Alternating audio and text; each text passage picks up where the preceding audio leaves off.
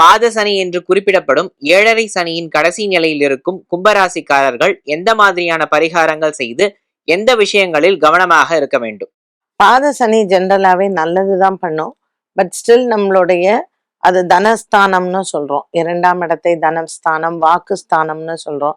So இந்த 2ஆம் இடத்தில் இத்தனை கிரகங்கள் நமக்கு இருக்கு இல்லையா? சனி பகவான் ஒரு பக்கம் இருந்தாலும் கூட இந்த சூரியன், ராகு, சுக்கிரன்லாம் நம்ம எப்ப என்ன சொல்றோம்னு அடுத்தவங்க பார்த்துட்டே இருப்பாங்க. கும்பராசிக்காரர்கள் உங்க வார்த்தைகள்ல ரொம்ப கவனமா இருங்க. யாருக்கும் கடன் கொடுக்காதீங்க. உங்க பிள்ளைங்க கேட்டா கூட இப்ப என்கிட்ட இல்லப்பா நான் அப்புறம் தரேன்னு சொல்லிடுங்க. ஸோ பொருளாதாரத்தில் கவனமாக இருக்க வேண்டும். உங்க வார்த்தைகளில் கவனமாக இருக்க வேண்டும்.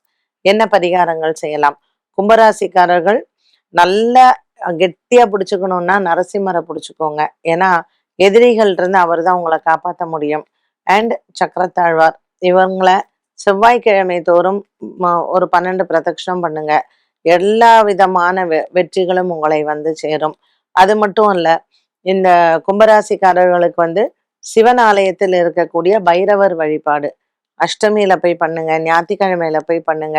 ஸோ இது எல்லாமே சனீஸ்வரனினுடைய ஒரு விதமான பரிகாரங்கள் தான்.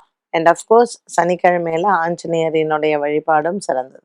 இன்னைக்கு நம்ம 12 ராசிகளுக்கும் உண்டான பலன் பரிகாரம் எல்லாம் பார்த்தோம். ஸோ பாத சனியில கும்பராசிக்காரர்கள் எவ்வளவு கவனமா இருக்கணும் அப்படிங்கிறதையும் தெரிஞ்சுக்கிட்டோம்.